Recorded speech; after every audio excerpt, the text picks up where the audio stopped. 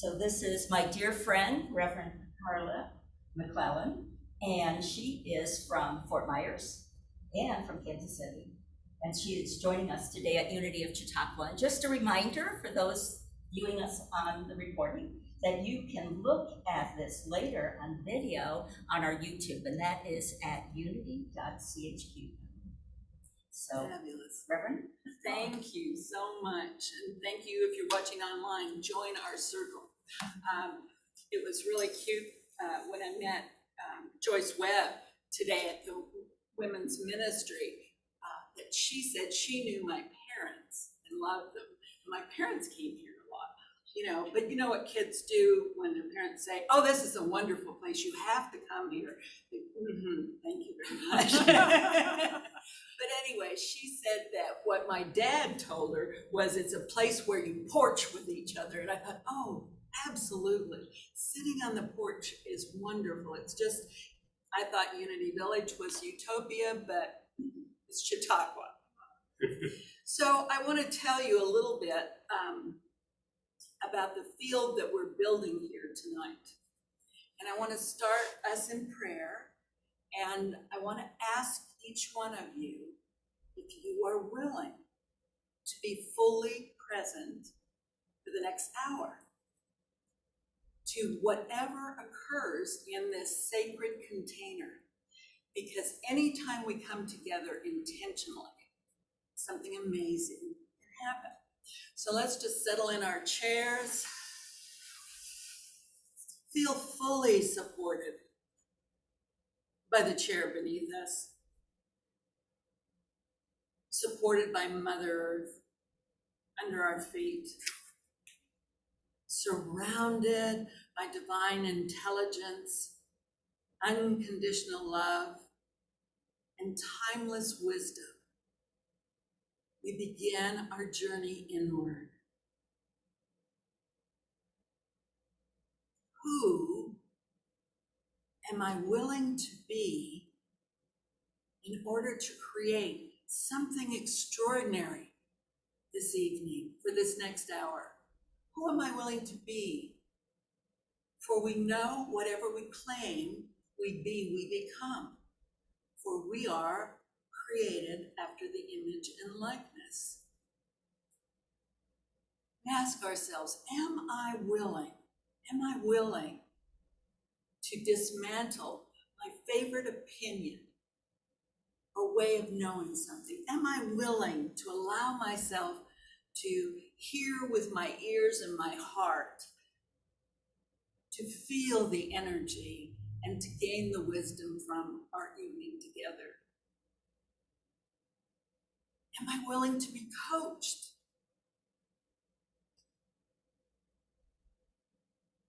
Am I willing to guarantee whoever coaches me will be successful? And in that we say, thank you, Spirit. We turn this meeting over to the way and the nature of the living Christ presence. And so it is. And so we are. So when I was thinking about what I wanted to share with you all during, during this workshop, come on in. We were just waiting for you.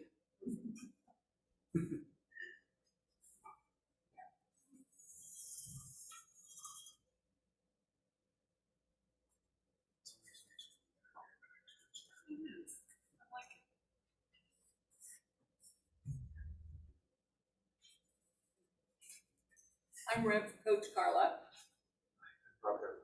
Nice to meet you, Bob. Thank you for joining us. Not at all. Not at all. I'll just tell you a little bit about how I became a coach. I think I was bred to become a minister with my parents, and my three brothers said, glad we didn't get the call. So as a minister, I thought, well, what's my intention? Why am I being called forward? And what resounded inside of me was, I want to mirror to others the genius I see within them. I want to mirror that back to them. Because in the day-to-day living, we often forget. But if you really look, you see what gift each person has to give. And without that gift, it's incomplete. So being a minister seemed like a perfect idea. When I was in seminary, they said my role was to comfort the afflicted and to afflict the comfortable. I thought, okay, I can do that. Can I, Jen? No comment. I thought my gift was judgment, spiritual judgment. Then I learned nobody wants spiritual judgment. What they want is hope. What we all want is hope that we will move through this time and learn so much more about each other, that there's no strangers, that we're all created and made in the image of love, and that love can do no wrong. And so as we open up to there's only one presence and one power, and that presence and power I call God, the good, omnipotence, then life shifts for me. Because day to day, it can look anything but like that. So I shared Sunday morning that in 2004, when I took the church in Independence, Missouri, the first 6 months, my mom died, and then my brother died 4 months later, and then my 27-year-old daughter died. So I was splat. And I wondered, okay, how now do I serve? Who am I? You know, those age-old questions. Who am I? How do I give? What's my purpose? What's my role? I'm cracked open. And just by being willing to sit with it, I heard my dad's voice in my ear saying, practice the principles. Prove they work, Carla.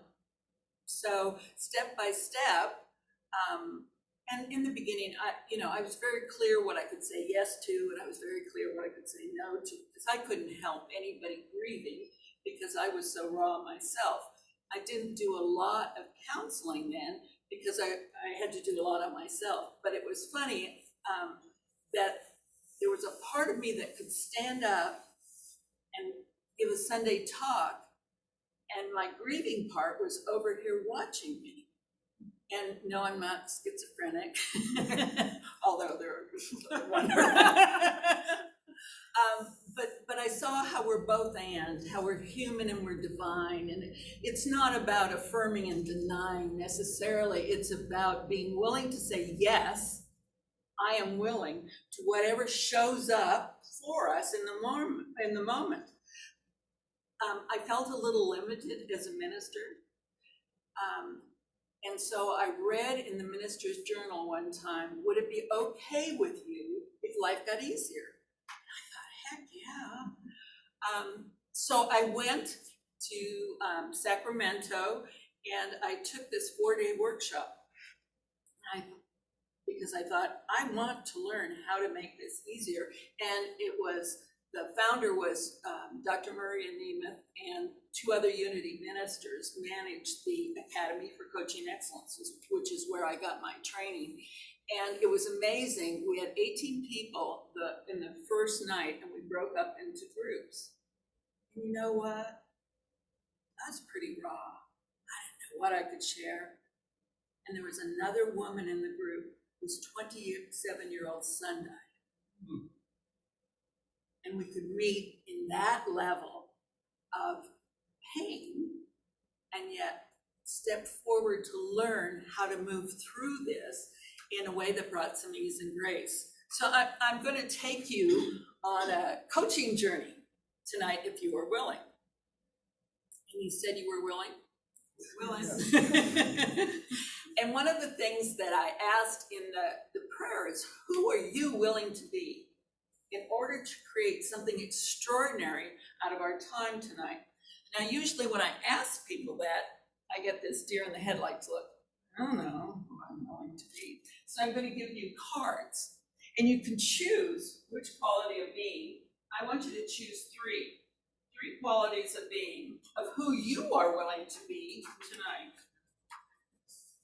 So go.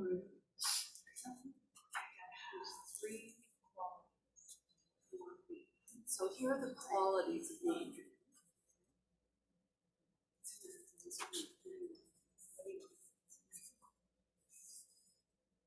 You know these well, Kurt. Okay, I know I got more. I just managed to shuffle them all up before I come. So what I'd like us to do is to get vulnerable with each other, to open up a bit, to share who we are willing to be so we can support each other through our time today and in our prayers throughout the upcoming years. So who am I willing to be to produce an extraordinary result? It says pick 5, but let's just pick 3. So I'm willing to be enthusiastic, vulnerable, and loving. Should we go this way, Andy? Sure. Okay, I'll be creative. I'll be appreciative.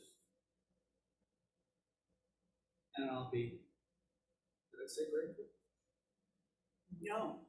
Grateful, creative, Appreciative. and appreciative. Makes no difference. That's who you be tonight. And I'm going to be courageous, empowering, and let's see, and truthful. That's my signature. Good. I like that. I know he does it. It's first. It's not bossy. No, It's it's true. truthful. It's truthful. This is the Correct. truth. I get you.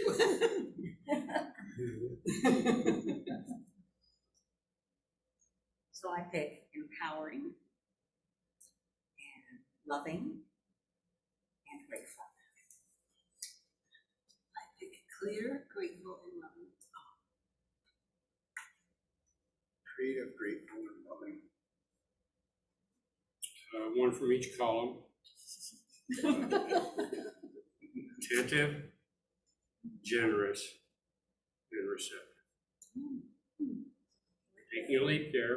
I know. I'll check you later on tonight. I did one from each column too. I like that. Courageous, excuse me, joyful, receptive. I'd say attentive, loving, and fruitful. Oh, lovely. I think grateful, joyous, and truthful. My first glance, I grabbed 3, and they happened to be one in each column. And they all happen to be relatively attentive, focused, and present. Oh, Wow. wow. Good. Focused is right. Good. Laser. That's it. Empowering, open, and receptive. And I will be courageous, generous, and truthful. Wonderful. I like all the truthful. Yeah. That's truth students, all right. So what are we going to do with these? Can you remember these 3? And so as we go through our time together, see if there's something bumps up against one of those qualities. Because the way spiritual truth works is if you claim something as who you're going to be, you immediately embody that. And so when you don't embody it, there's dissonance. There's a gap in energy created that isn't filled again until you go back to, I'm willing to be. When we speak, our words have power, you know, and our words are creative if we choose them to be creative. They also can work the other way too. So here's what we know about metaphysical reality. Totally, within the atmosphere here, I could grab a bit of air, you can't see it, but in there is energy. There is possibility.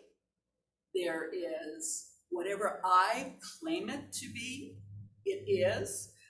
So the observer has an effect on what on the observation. So we know that, or we profess everything's God. And so if I grab like that, that is filled with God potential, right? I have within me the ability to get a new idea from this possibility, from setting an intention as to what I want it to be.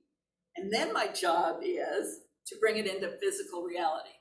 So just like all of us are vibrating electrical light beings, so is the chair underneath us, the camera, the table. It's just denser energy. So what if we made a game of this and had fun playing with it? So bear with me here. Say there's a line. Oh, can you all see that line there? Which Okay. way is it going? Horizontal. All right. I didn't see it that clearly. It's zigzagging for you. So I'm standing here in metaphysical reality, where anything's possible. What our principles tell us is we are in the divine mind, the divine heart, the one creative power of possibility. Right here is a part of me that has an idea. And when I focus on that idea, then I set an intention and begin to bring it forward from metaphysical reality across this line into physical reality. Now, the energy fields are different between metaphysical reality and physical reality, because the energy field of an idea is high, it's vibrant, it's contagious. Don't we love brainstorming or visioning? You know, in Unity, I often say we love visioning so much that we metaphysical. We just stay in that field of what's possible. Yeah, it's possible, but we have to focus our energy on that which we say we want to bring into physical reality, right? So physical reality is totally different energy. It's dense and it's unpredictable, and it constantly is changing. And it always takes more energy than we think it's going to take, moving from metaphysical reality into physical reality. So as I said Sunday, life happens on this line. I don't know if I'm standing on the right line, but let's pretend I am. So life begins here. The high energy meets the dense energy, and what happens? Yeah. Pushback, right?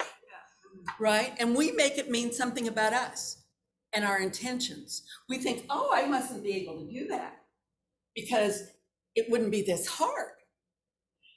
But what if it didn't mean that? What if it just meant that you had to get a little more focused and build a dream team around you so you could get that idea into physical form? But you got to kind of know the structure of the game you're going to play. So to play the game of golf, you want to get this little white ball into a hole. Football, you're throwing the football. And you dress kind of differently. So in metaphysical reality, we need to have an idea and a vision. You know, it's oftentimes, you know, people say, well, I have no vision, Carla. I don't have a dream. I don't really have a goal. And I go, sorry, that's not true. That's just a thought your mind is telling you right now. All of us, if we're breathing, have dreams and ideas and sometimes even goals we want to achieve. It doesn't matter what age or what stage of life we're in, we are wired with dreams and ideas of bringing something new forward. We get tired of living the same old automatic pilot, don't we? So when we hit this line with our dream, what is very helpful is to get really clear about your intention. And your intention that is powerful is a life intention. You know, I can set an intention to go to the grocery store tomorrow and buy something, but how much energy do I have vested in that? I could blow that off real easily, right? But one of my life's intentions is to be the best grandmother I know how to be. You know, it's very, very important to me, and be a good wife, yes. Yeah. And a masterful coach. I want to be able to empower people to take their good ideas and not give up on them. Don't give up on your dreams. But we all hit transition periods, don't we? When all of a sudden life happens and we think that there's something wrong with us or our intentions.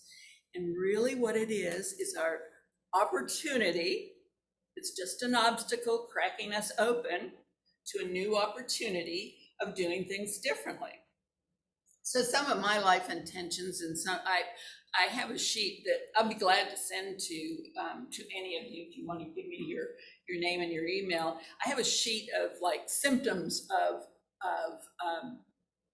things that stop us, because when we hit this line, this imaginary line we call trouble at the border, what always shows up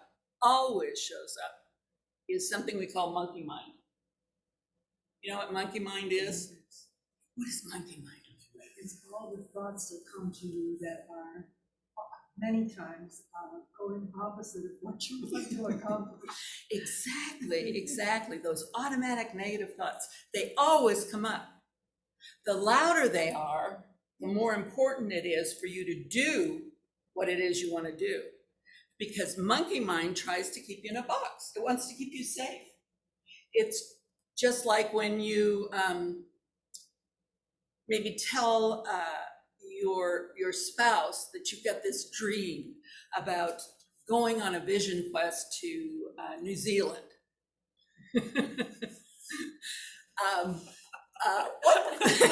What thought? I went. I know. How scared were you to tell me?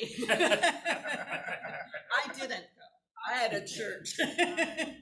But I knew it was important to him. So what comes up is ego. It's telling you, wants to keep you safe in a box. It's not bad or good. It just is. But what we have to learn how to do is discern if we're going to listen to that guy, or if we're going to wait and listen to that voice of wisdom that lies within each and every one of us. We are spiritual beings in a spiritual universe led by spiritual laws, dealing with humanity. So we have to pause to discern what we're going to listen to. I always, when I hear monkey mind, I always laugh first, because I know I'm doing something that I'm supposed to be doing, because it's yelling at me. And I've identified my 3 favorite monkey mind symptoms. And so, like, one is, in the past, I've tended to take things very personally. That's always a good sign for me. I'm listening to monkey mind. I've compared myself to other people, and never favorably. Everybody else was always smarter, whatever, than I was. And the other one that I recognize quite frequently that pops up is, I'm right, which makes,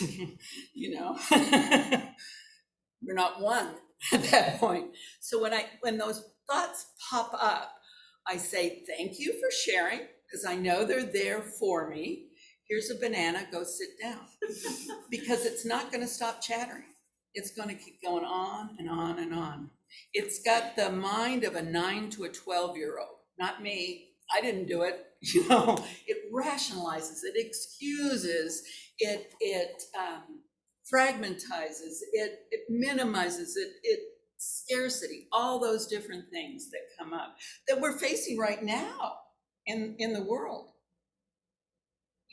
How much do we hear about scarcity? Nobody has enough money.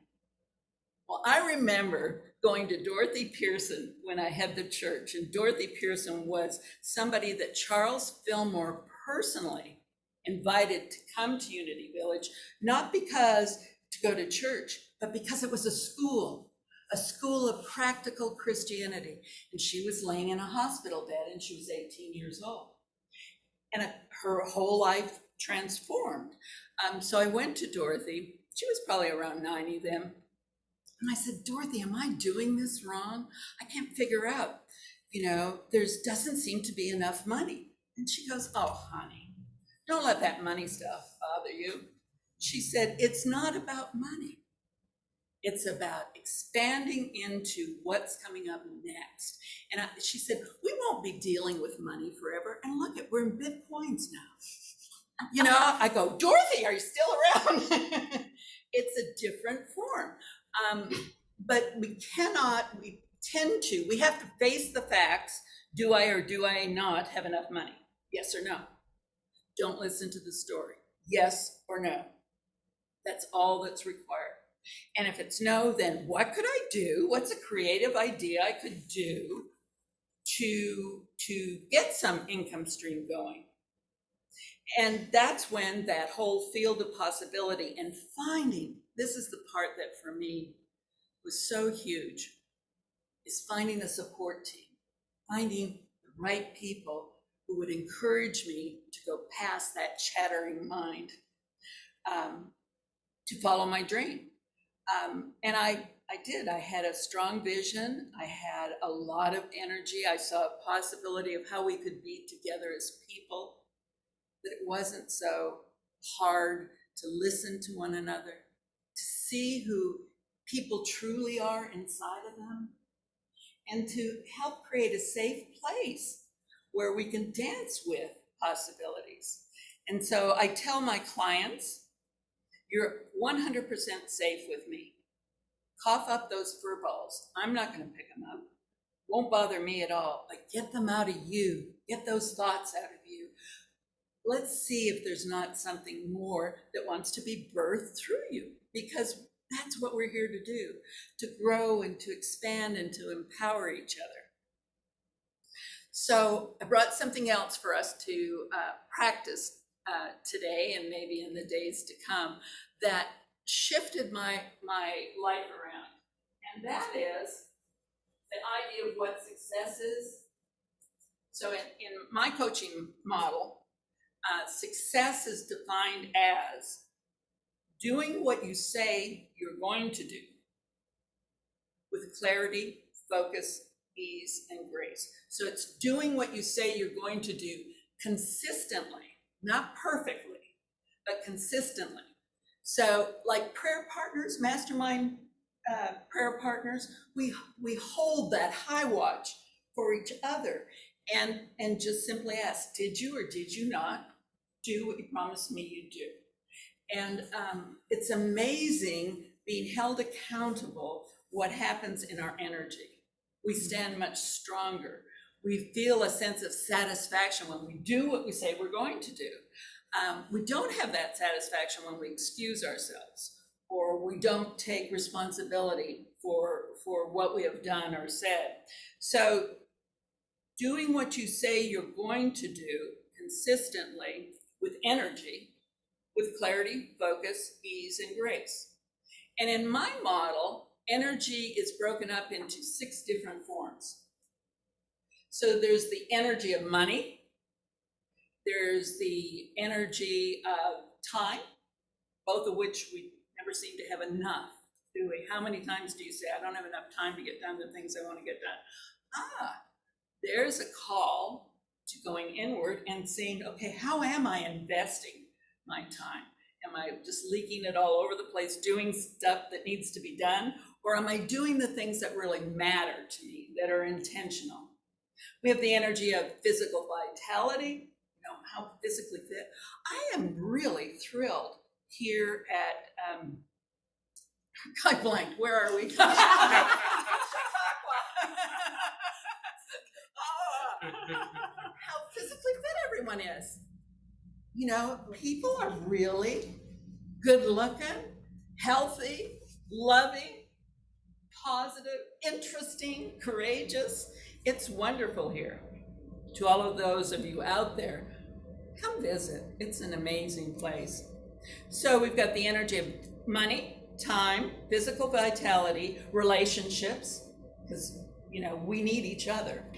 And we are all interconnected. There is one presence and power, and we are all part of that presence and power, no matter how we show up. So nobody's alone, nobody's lost. We're all interconnected and intra-connected. So our connections run deep and far and wide and are infinite. It's so wonderful, the synchronicities that have happened for Jim and I since we've been here. But if you look for them, they're everywhere. You're always being supported.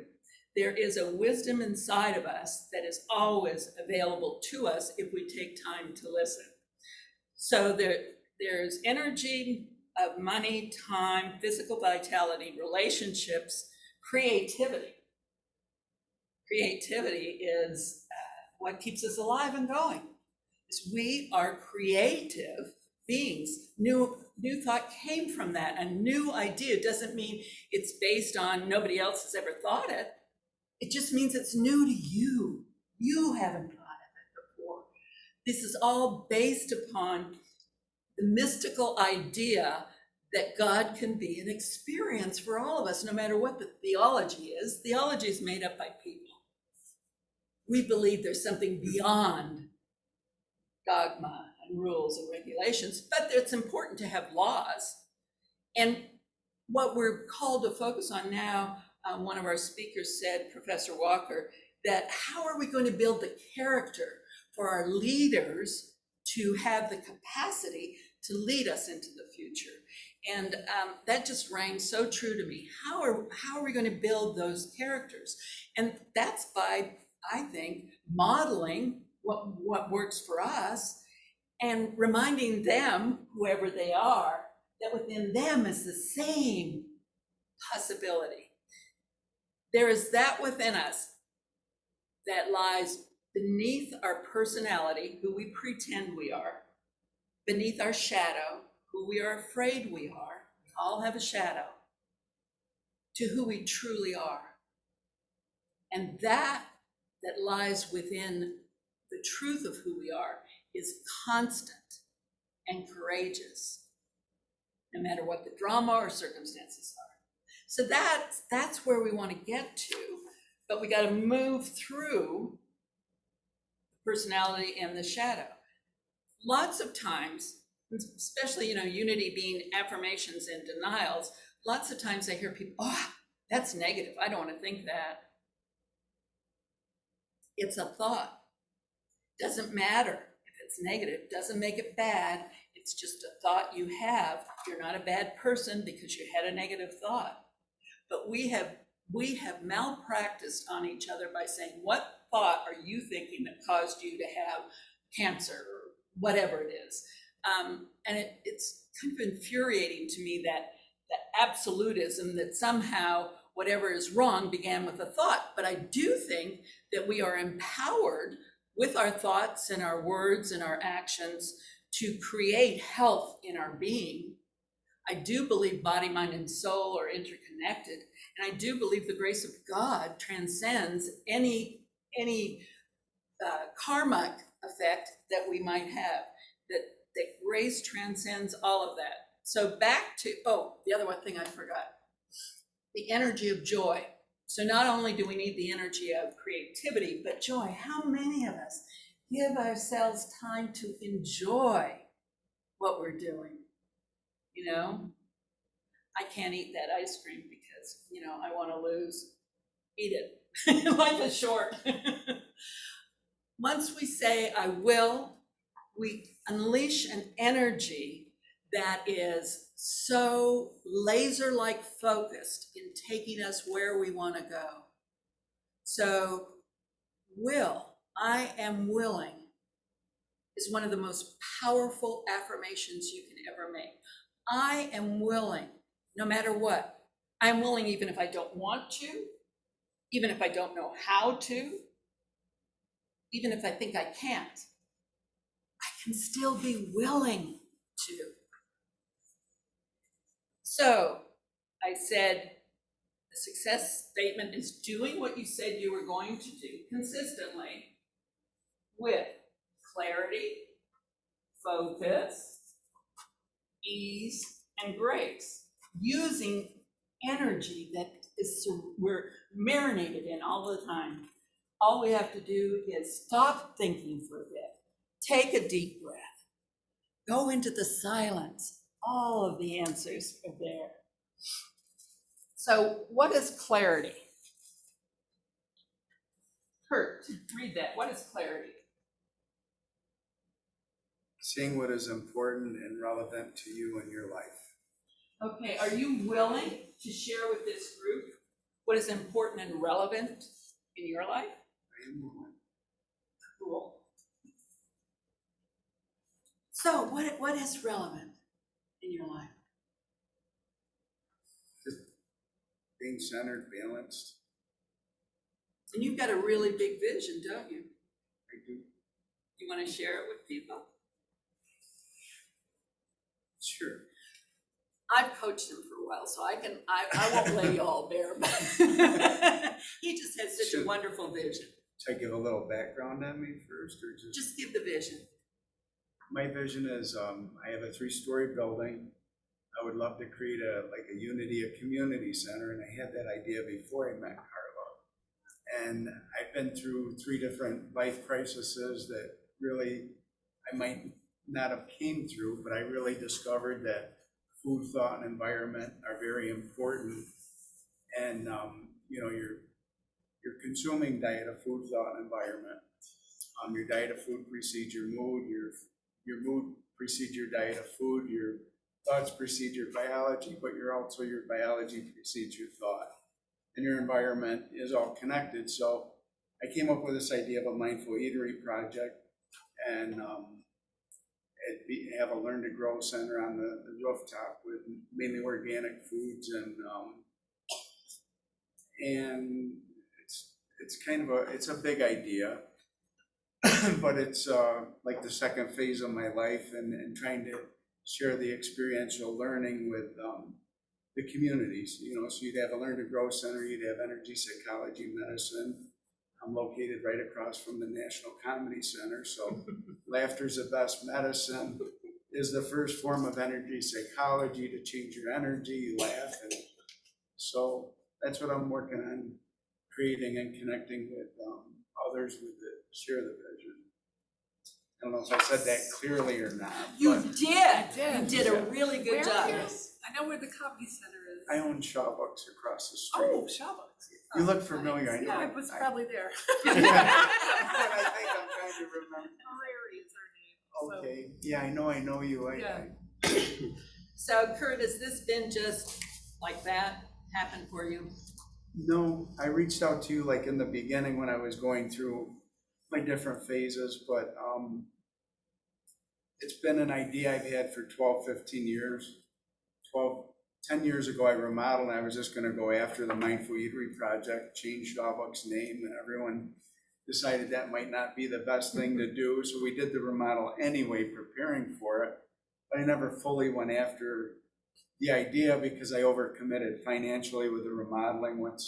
I'm a carpenter by trade too, and I own a bar, restaurant, nightclub. So once I committed to the idea, I kind of overcommitted, but everything worked out. Everything's going good, and it's starting. Miracles are happening, aren't they? Yeah, they are. I'm really connecting with a lot of unique people, and so that's keeping your focus. So you're clear about what's important and meaningful to you, what's relevant to you in your life. And I know there are other things that are staying into that energy. Yeah. And I mean, I had a vision. It's been a long process, but I mean, it's the energy within me. Me represents Mindful Eatery, diet of food, thought, and environment, and energy simply means that the definition of energy is the ability to create motion or movement, and I believe you do that through love or fear.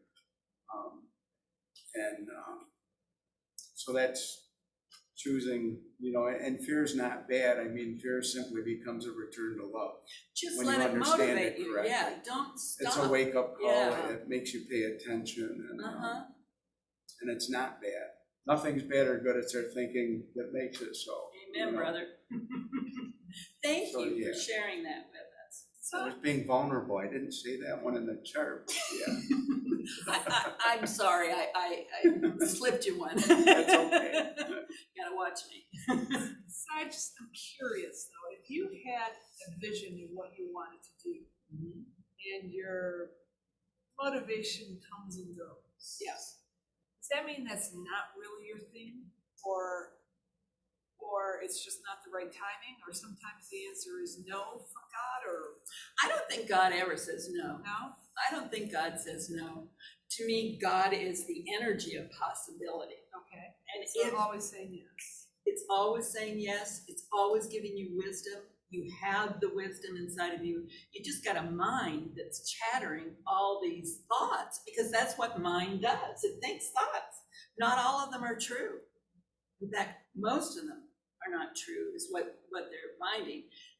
We think 90,000 thoughts a day, and almost 85,000 of those thoughts are negative. So it's waking up. We're waking up too. So if you've got a dream, you want to find people around you who catch your vision, who support that. And then when your motivation wanes, then they hold you to what they know you're here to do. I can't thank Jim enough for our journey together, because if I didn't have that support, I don't think a lot of men would put me in this. But he always saw my dream with me. He said, I'm here to support you, so whatever you're called. And he trusted my voice, the voice of wisdom I heard inside of me, even if sometimes he didn't believe it. He trusted because he loved me. And so you want to be careful who you share your dream with, because some people want to keep you in that cute little box that they know you in, because they love you and they want to keep you safe. Is there not room for your best friends to say, I love your dream, but I have to tell you, you thought it through with this. That's that negative chatter, but it also is positive in some respects, because it can keep you from making a mistake. Isn't there some of that out there? I mean, if you just follow up and do something crazy, you followed your dream, but it was But walk you off a learned. bridge. But Yeah. you learned. And you can't fix, change, or control anybody else. So that's when we're saying things, it matters how we say them and the impact it has on the other person. So yeah, I think that if you feel called to tell somebody who shares their dream with you, have you thought about this and this and this? Be careful when you say that,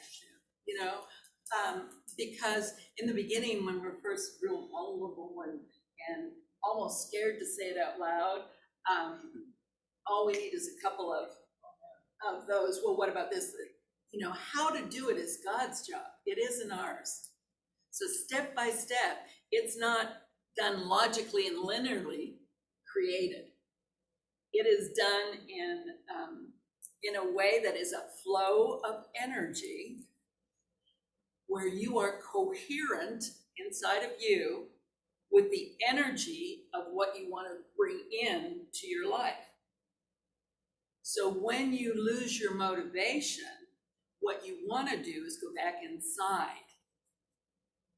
and get yourself into a situation where you are just restored and renewed. And like, to me, sitting on the porch is wonderful, seeing the beauty around here, watching the kids ride their bikes up and down, grandparents talking to their grandkids, and I'm listening to what they're saying to them, and I'm just thinking, oh, this is how I always envisioned life could be.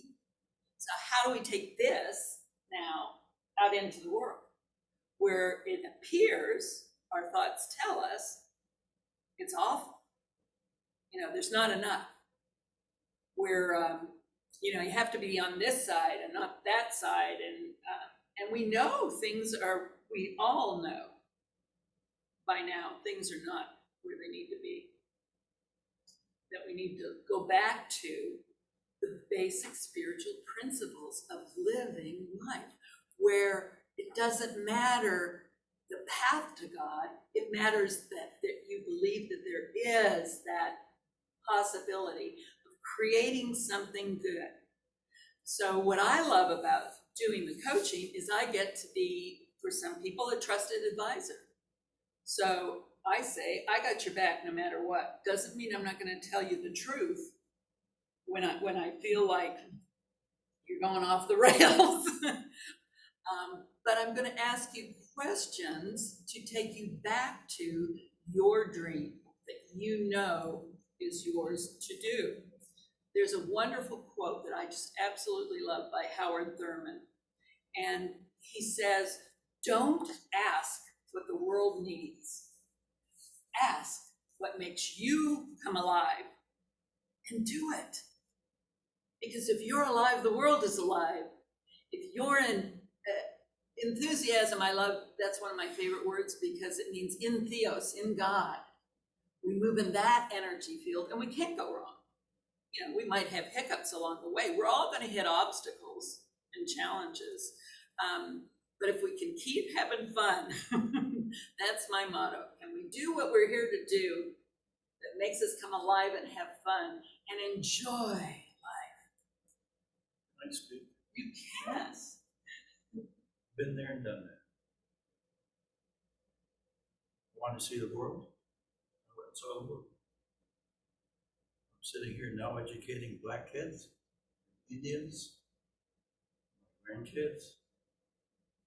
I've done that. I think that's one of the things. I finally become aware I'm a blessed person. Oh, good. I'm truly blessed. Not just good fortune. I've been blessed. Health of my family, my personal health. It's all coming. I don't have a great vision right now. But all my life I've been a giver. All my life. I was on the altar board. I was a Boy Scout. I was on the ambulance. I was working with disadvantaged kids. My whole life has been giving. I didn't realize it until recently. So I'm saying to all of you, you probably have done a lot more in a positive way than you probably realize. Oh, definitely. It all comes back to you. Yeah. Hopefully it does. That's so blessed. Well, the stages here, the clarity, focus, ease, and grace. Clarity is seeing what's important and relevant to you. So you've known that. You've known that you've had to do some I want things. to leave a small town and get out. Yep.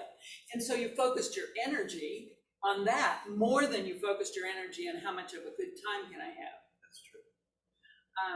And whether or not it's hard, it can still have some ease to it. Because when you're motivated like that, it carries you forward. A vision pulls you along. A vision, you step towards your vision until your vision pulls you forward. And you go, oh my God, what a blessed life I have. It's funny, my sister right now is in Bora Bora. Huh. I had a chance to go to Bora Bora, and I chose not to. Big deal. Yeah. So I need to ask, what time is it? It's 20 after. I have to So 10 long. minutes. So I have to wrap this up. 10 minutes. Darn. Does anybody have any other question they'd like to ask me? You said something earlier that I say it again. You were standing at the line and you were talking about opening to the next thing. Or I don't remember what that was. I just We're taking the ideas from the metaphysical into the Physical. So you do it with intention. Yep. That's your GPS, your intention, and you do it with a support team.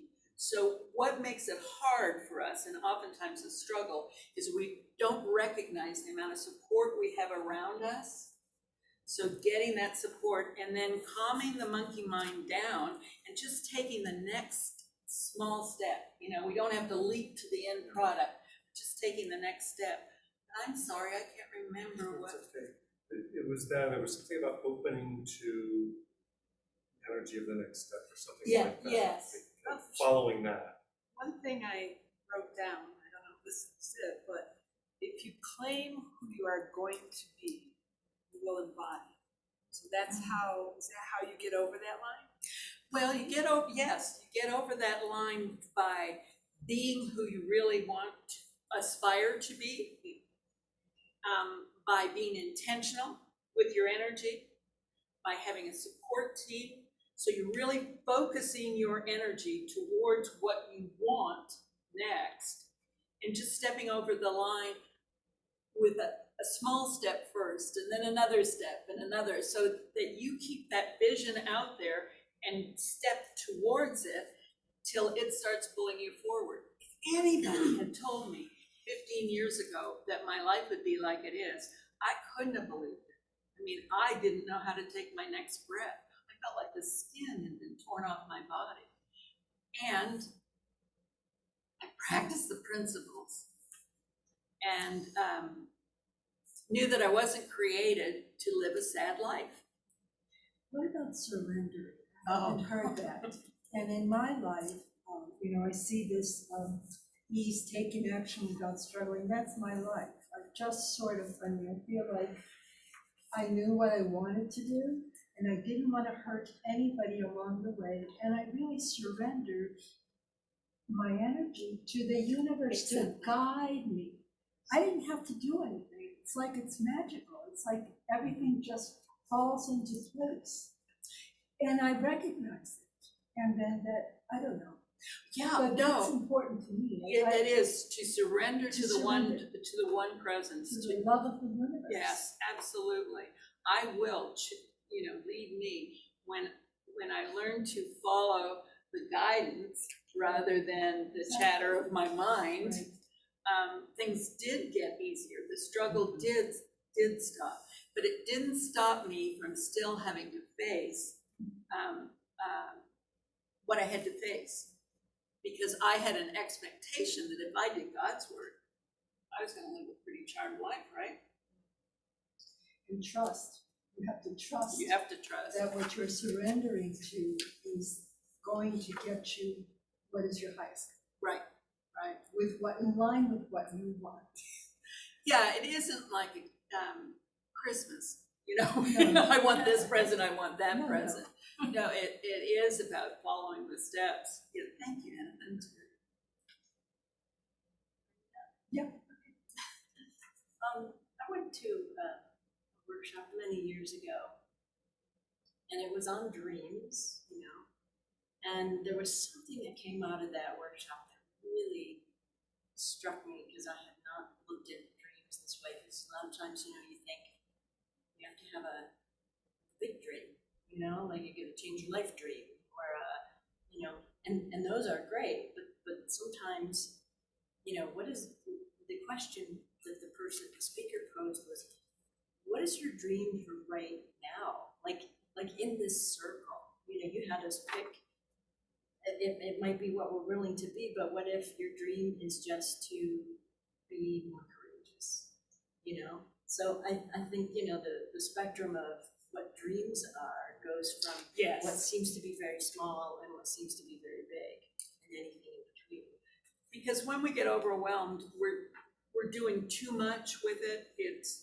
We're trying to get to the end product too fast, and it's just that little step by step. Yeah, today, look at what I did today. Today, when my daughter Paula died, finally I got to the point where I realized she wouldn't want me to live a sad life. She wouldn't want me to stop and be sad.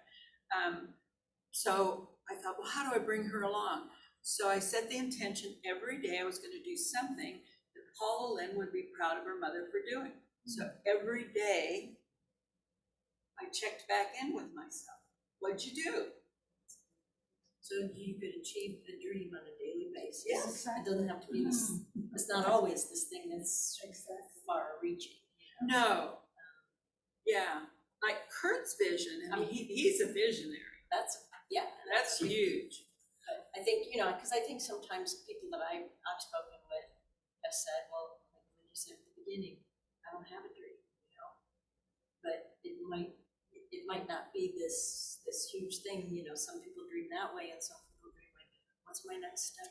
today, like who do I want to be? That's my dream. How do I step into that person? That was one of the thoughts I had with creative. The word creative meant the most to me. And the fact that I think we probably don't give ourselves enough credit for the creativity that we have, which starts the whole ball rolling. I look at myself as creative, and I look at everybody in this room as creative.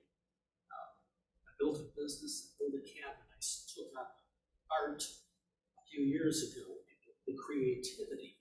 And I think that is just so important. Janine, you're so creative. And Kelly, you do your things, everybody, but that's creative is the start. And to keep it going and to stay positive and then to be grateful for all the blessings that we have and to be it all follows suit. But the one thing I wanted to mention before, that damn person that sits in the back of us that tells us we can't do it all the time. I get in fights with people that aren't even in the room. Well, we have medication. But no. Your thoughts sometimes as to that argument that's going to be coming up later in the day, and I sit there and I say, he's not even here. Why are you making up these words? 85,000 of our thoughts are negative. Yeah. It's a whole different hour. I know. I think about it. They're never going to go away. They're absolutely never going to go away. But you tune them out. You don't pay attention. That's not interesting to me anymore. Thank you for sharing. I'm just not interested. But what I'm really interested in is doing this. I'm really interested in being around people that are like-minded, people who are creative, people who are excited about being alive. Because that's what creativity does. It creates more life. And I think I'm supposed to stop now, aren't I? 1 minute. Okay, so I'm gonna end my time by thanking each and every one of you for being here, for creating this experience with me, for sharing some of your soul. It is a real privilege to be here. And again, I'm going to say, dare to be brave, laugh loudly often, and love lavishly. Thank you. Thank you.